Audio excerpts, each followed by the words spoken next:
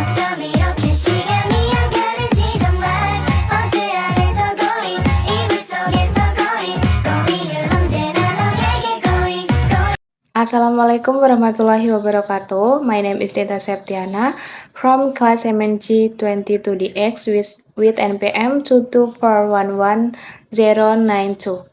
Here I will explain material about data collection in research methodology kursus. Pengertian data dan jenis data.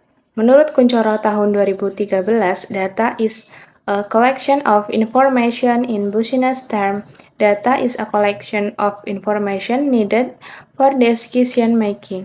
In terms of data collection, data is separated based on the course of the data obtained, namely primary data from primary data source, which are the first provider of information, secondary data obtained from secondary data sources, which are people of institution that have collected data. Jenis data. A. Data kuantitatif dan kualitatif.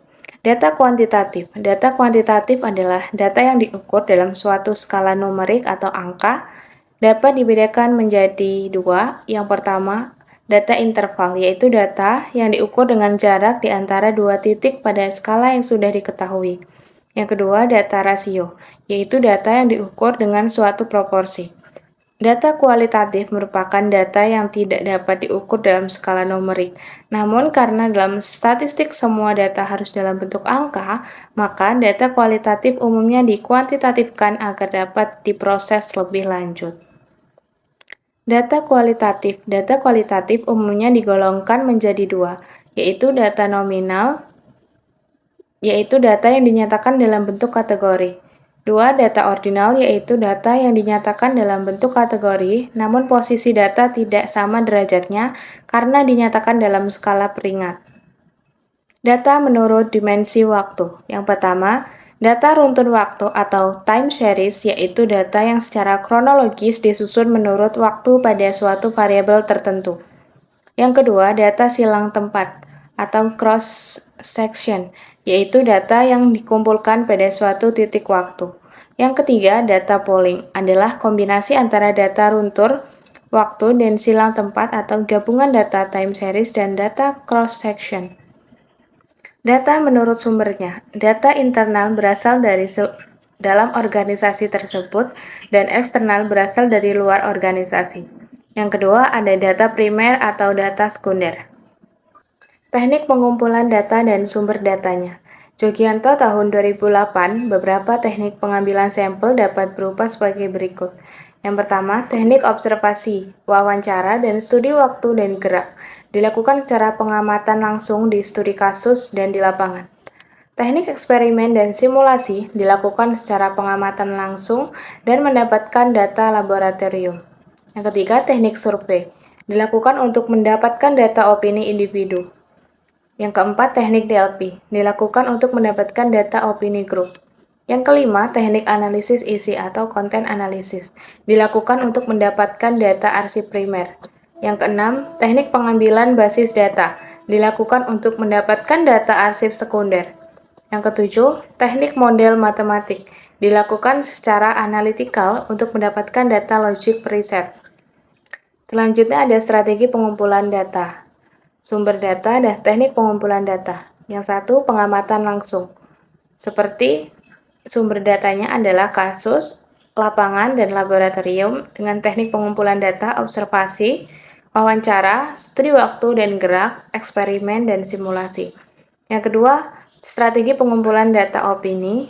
Sumber datanya adalah individu atau grup. Teknik pengumpulan datanya adalah survei dan DLP.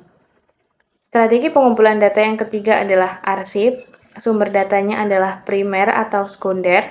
Teknik pengumpulan datanya adalah analisis isi dan basis data. Strategi pengumpulan data yang terakhir adalah analytical. Sumber datanya adalah logic preset dan teknik pengumpulan datanya adalah model matematik.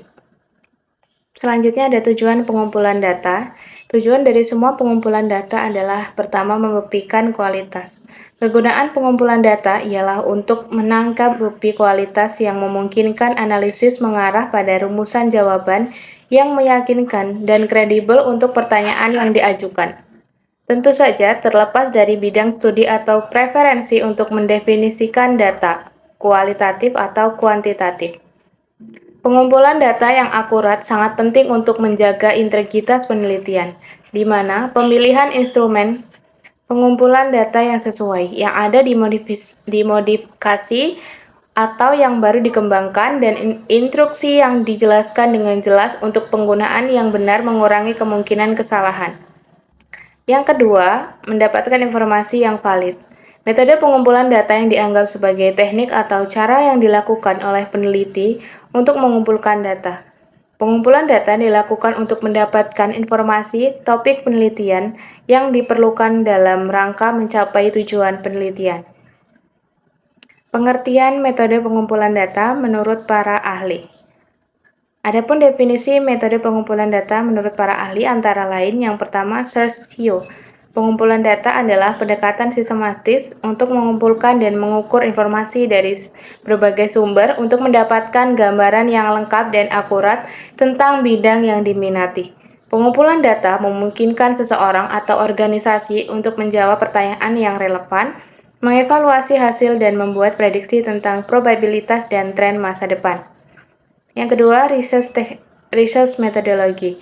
Pengumpulan data adalah proses mengumpulkan informasi dari sumber-sumber yang relevan untuk menemukan jawaban atas masalah penelitian, menguji hipotesis, dan mengevaluasi hasilnya.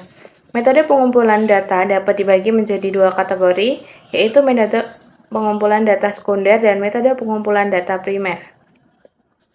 Mungkin itu saja yang dapat saya sampaikan. Saya akhiri. Wassalamualaikum warahmatullahi wabarakatuh. Terima kasih.